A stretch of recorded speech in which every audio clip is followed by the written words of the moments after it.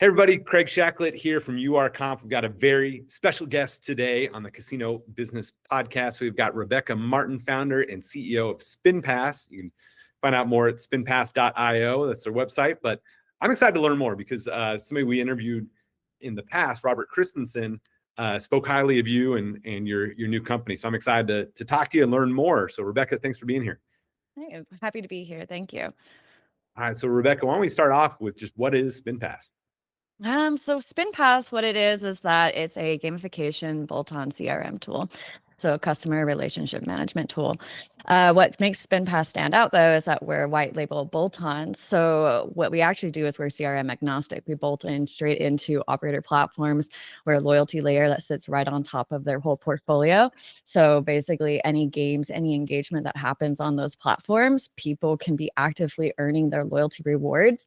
And what this is doing is we're actually helping with the acquisition costs. We're lowering them because players are staying on longer. They're actually using their bonuses. So we're also helping with some of the bonus abuse situation.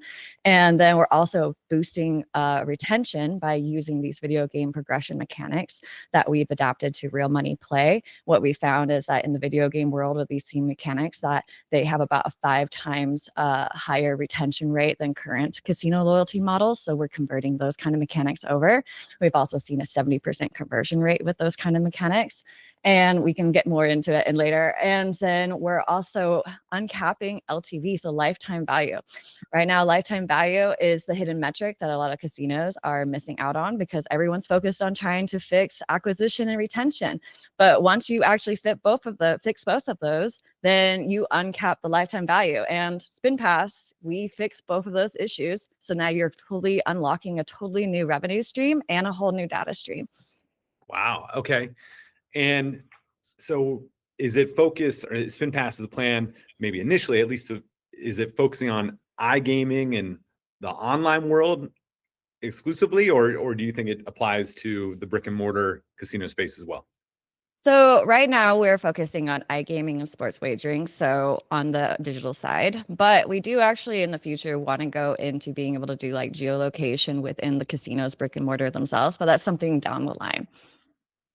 And so you talked about your background working in the video game space, and maybe you can, why don't we get into that? Because I think for somebody that maybe doesn't play a lot of video games, they know that, they've heard the term video game mechanics, but maybe they don't understand what that means. Maybe you could talk a little bit about your background in the video game space, what you saw there that was working so well, and how that is turning into SpinPass.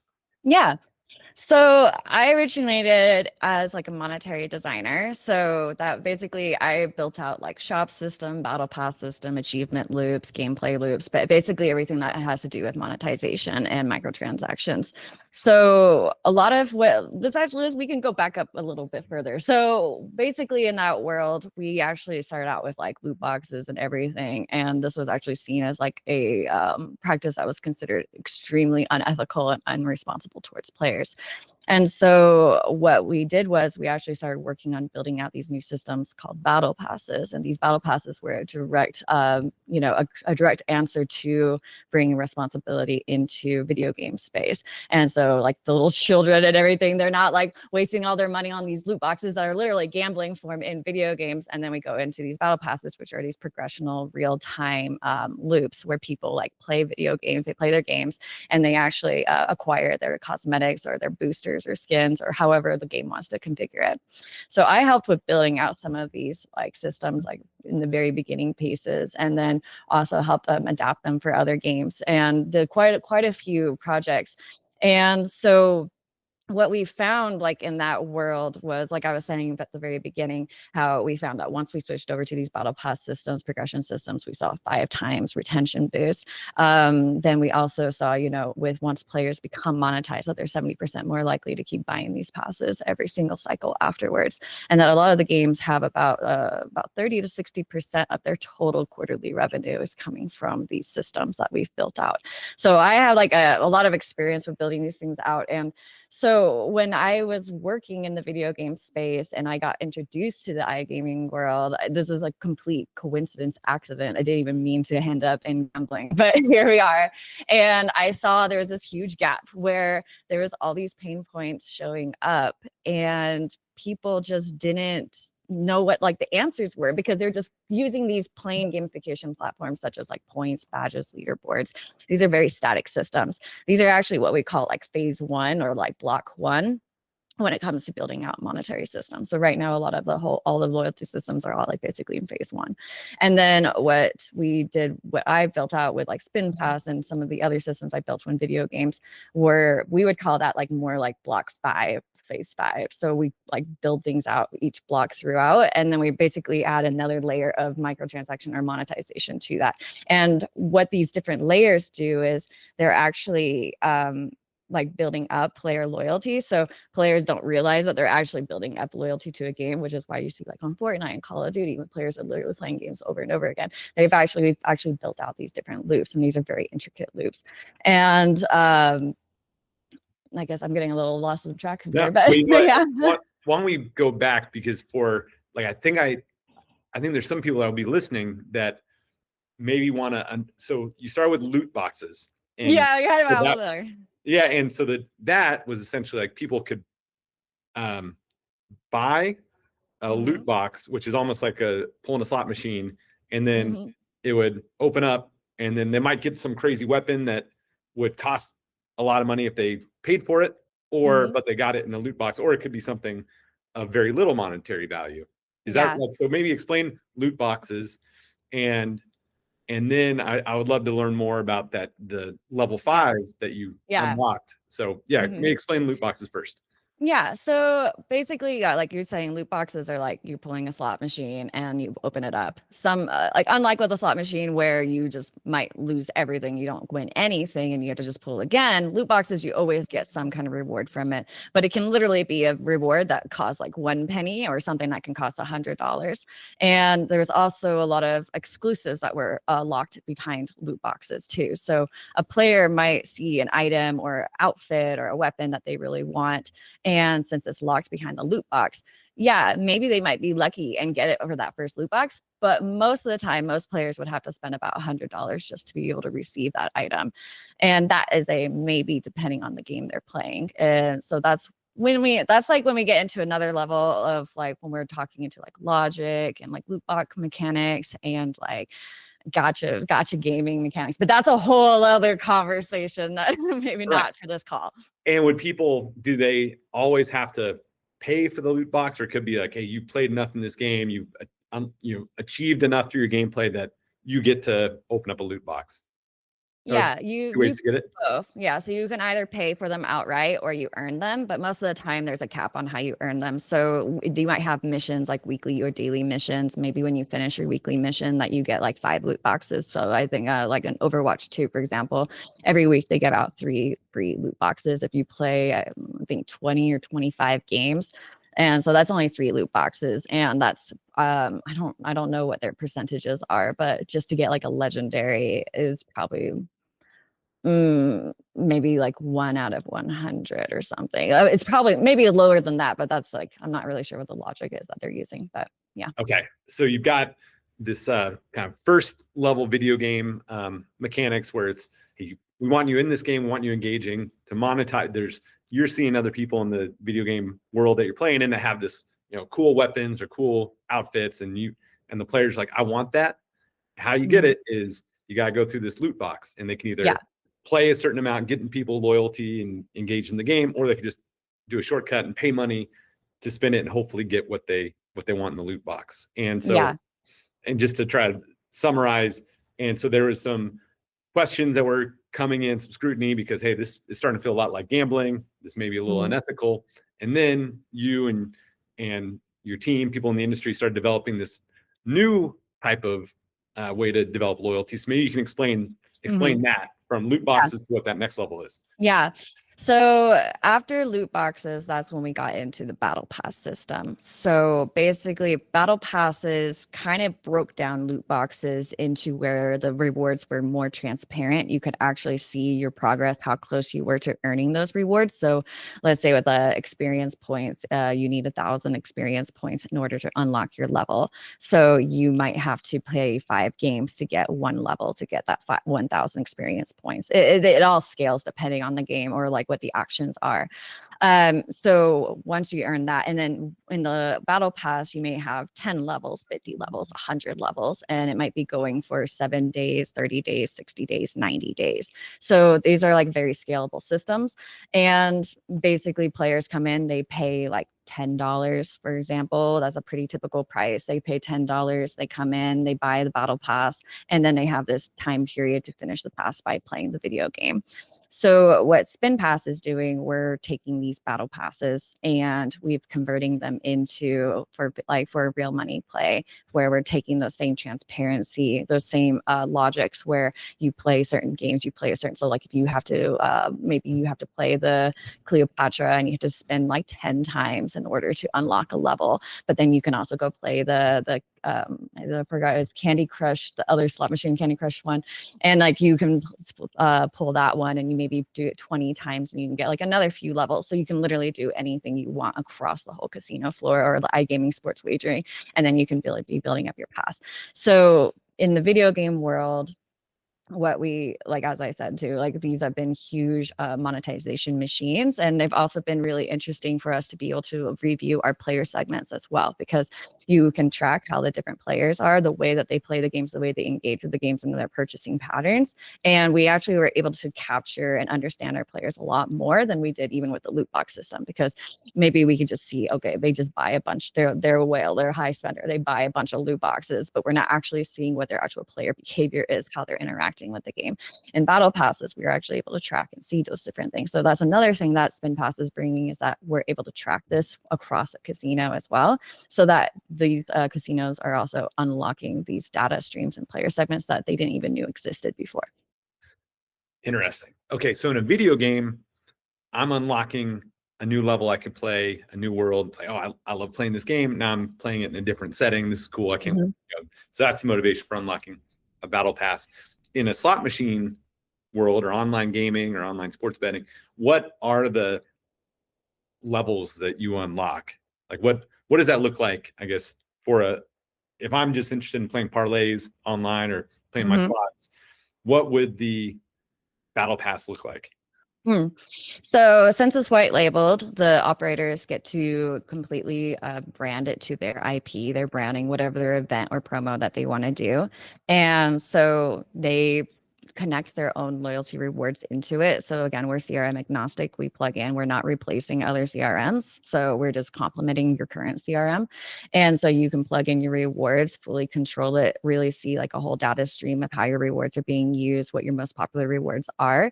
And then the players themselves can opt in and see what rewards they actually want. And so for the first phases, it'll be more of like the operator themselves get to choose what the rewards are and they get to hand pick it. But later phases, we want to have it where we are actually using with the technology where the players themselves, the rewards kind of configure more to the players' behavior, so that they're more incentivized to actually want to buy these passes or like be involved in these loyalty programs, because they're actually earning what they use when they're wagering. And so their session value goes up, and some people, I know there's a bit of a mentality that casino loyalty doesn't actually exist, that people aren't truly loyal to one particular operator. But this actually helps with turning that on its head and building out that loyalty, because if a player is going to, let's use Caesars, for example, they go to Caesars and, the online gambling, and they're always getting the rewards that they're hoping to get. They're always getting the bonuses consistently. Why would they need to go to other operators? So this is where we're also trying to tap into that segment. Got it. Okay. So you're bolting on, so you've got an existing iGaming infrastructure. You're able to bolt on as people play, they can unlock these battle passes. And the battle pass initially, maybe if it could be extra free spins they could do in their game. It could be something that they unlock that, you got a free dinner at a brick and mortar casino. So it's more options. And then your system will learn what they keep selecting and maybe feed them more of what they like. Is that kind of what you're saying? Like you'll learn as they. Yeah. Okay. Yeah. Got it. All right. Very cool. Mm. And so maybe, yeah. So you mentioned earlier, you kind of stumbled across gaming. So you were doing this for video game companies and obviously unlocking a lot of revenue with this new model. And they're finding, oh, these players are spending so much more. We're giving them the battle passes, the opening up new worlds that they love and they're spending. And then how did you decide to take what you learned there and apply it to iGaming? Yeah, so that's when the funny coincidence all started. So this basically kind of started with I got associated with a Las Vegas startup accelerator called zerolabs.io. And so what happened was I went through there with another startup company. And when I got there, I didn't know anything about gambling. I just showed up and I got there representing the company. And then I got introduced to this whole world. And I never realized how adjacent they really were, video games and, the gambling industry. It was just kind of one of those things where it was like the other world. You didn't really think too much about it. It was just more like you knew it was there. And so I think when I got so exposed to it and like I started learning more about these mechanics and meeting all these different industry folks and actually like realizing, wait a minute, basically everything that you guys are dealing with, we've already solved in video games. Why aren't you just trying this and that? And then they're all like, what are you talking about? I've never even thought about this before. So I'm like, wow. Well, and so I think it just kind of all fell in place where I saw like a pain point that I could easily solve. And I don't know, in my mind, it just seems so obvious because this is what we've been working on every single day for like the past years. And so I then, met a few amazing people, made some amazing advisors, and then we just start doing it. That's really that's what you basically do. You get an idea, maybe you get some people with you and you just jump into it. But Zero Labs have been like extremely they've been extremely influential though in like the journey of helping with everything built out, and also just with my education too, because since I'm newer to this industry, I have to also play a bit of catch up too of like, so like what is some of the history that's going on here, what is some of the terminology, like how can I like learn to translate some of my vocabulary so that people in the gambling industry can actually understand what I'm talking about. And so that's been like some of the learning curve, but I've been really enjoying it actually. It's a really fun industry and the people here are amazing. I agree. Yep. It's a lot of fun for sure. So for somebody that's maybe listening to this and they're like, okay, so you play and you're unlocking things. That sounds kind of like my loyalty program. How would you say, no, this is how it's different than maybe a traditional loyalty where you're just earning points and then you can go and redeem points for X, Y, Z. What makes this, I guess, so unique and why it's unlocking some kind of psychology with players that makes them even more loyal? Yeah. Because this is an active and dynamic live engagement. So you're not needing to constantly go to a third party. You can stay within the operator's app the entire time. You never have any drop off. So as a player, you get to stay on here. You get to see like your real-time progression as you're like doing your little slot machine. You can like see it like going close and you're like, I'm so close to my next reward. You get like that dopamine hit. And you're also like have a real goal. You're not just spinning to spin. You're like seeing what you're getting closer to. And a lot of the other loyalty programs, so you have to go to a third party app or it's just kind of something plugged in, but it's not really operator branded. And some of the white labels aren't truly white label. So I would say like the differentiator is like we are a bit of a one-stop shop when it comes to your loyalty. We bolt in immediately into your CRM. You don't have to worry about building out an infrastructure. We're a native SDK, so we just drop straight into your app, and then you don't have any third party. So that's like one of the big things. Players have a real-time engagement, real-time rewards. Their actions in real time are actively updating their passes and their loyalty points. And we're also building out some pretty cool features that I can't talk about right now, but when those features are built out, then we're actually going to be really supercharging the loyalty that we're bringing. But again, I can't talk about it right now. Oh man, you're leaving us wanting more. I know. That's great marketing right there.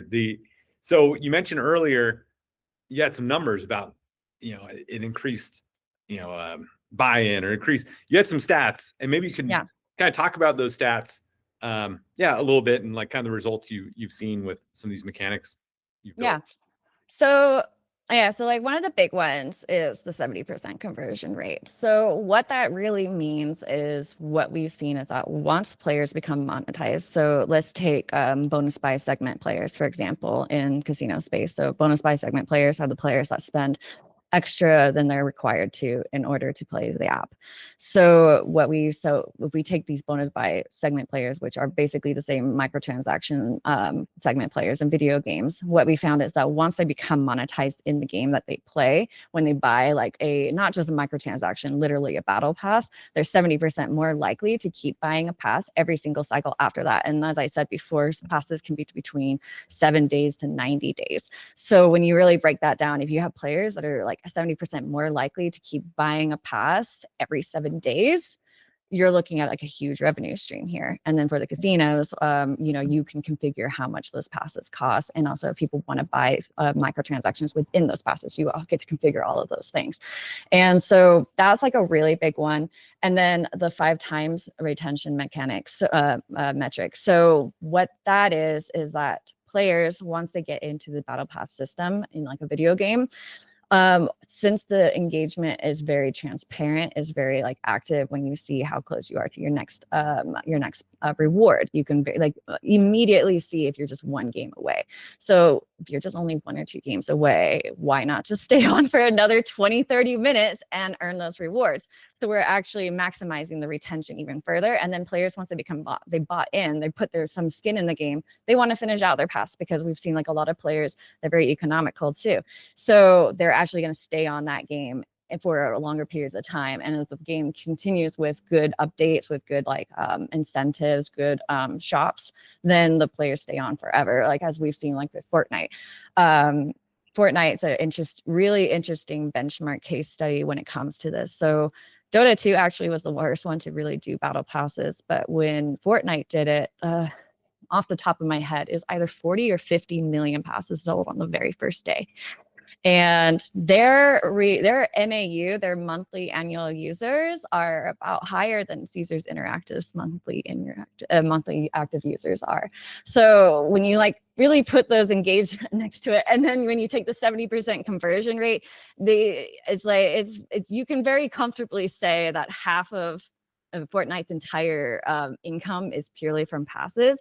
And this is another fun thing too, is a lot of the games that do this are actually free to play. So people who are watching, if you have a kid that plays video games and it's free to play, and you're seeing a little number on your credit card statement, that's a battle pass. And those are microtransactions every single month. And so, but hey, the kids love it. But we're bringing these things over. And then, like I was saying too, so like with Fortnite, let's say like 50% of every month of their revenue is coming only from these passes. Average games is 30 to 60%. Candy Crush is about 60% of their entire thing. So it's really big numbers when we get into it. And so that's what we're really trying to show and prove to the gambling industry, that it can happen again here. And this is not something that's locked to the video game world. So I think at this stage, if somebody's listening, they've got a truck stop with 5 slot machines and no online gaming, is probably not a good fit yet. But who would you describe as, an operator that might find value in Spin Pass, and somebody that should reach out, soon? Yeah. So I would say like operators who already have CRMs that they're using, but they want to solidify things, or if they're very messy with their CRMs and they want to try to like clean up their stack, we can plug in directly into it. So you don't need to worry about making things more messy. If you have rewards that you're just not getting the most out of your players, they immediately come in, accept their bonuses, and then they churn within like the first few days or the first, week or so. You might want to look at Spin Pass, because we're helping with solving that. So basically you want to help with solving your bonuses, bonus abuse, you want to have reward management. If you want to actually be able to track what your rewards are doing, what the most popular rewards are, what players are using with your rewards, spin pass is another one.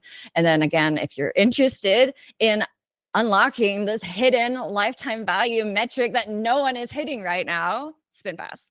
We're the only ones hitting it. So the website is spinpass.io. Where else should people go to learn more or connect with you? So we are also on LinkedIn. So we have the company page on LinkedIn, so SpinPass, or you can connect with me, Rebecca Martin, on LinkedIn as well. So those will be like the main things. And then the email is rebecca@spinpass.io. So if you want to email me directly, or if you want to just do an outreach, feel free. And then that's the way. Awesome. Well, Rebecca, I know I learned a lot about video game mechanics. I'm looking forward to seeing some big operators using this tech and unlocking some big value. So thanks so much for explaining that. I learned a lot. So good luck, Rebecca. I'm excited for you. Thank you. Thank you for having me. Have a great day. You too.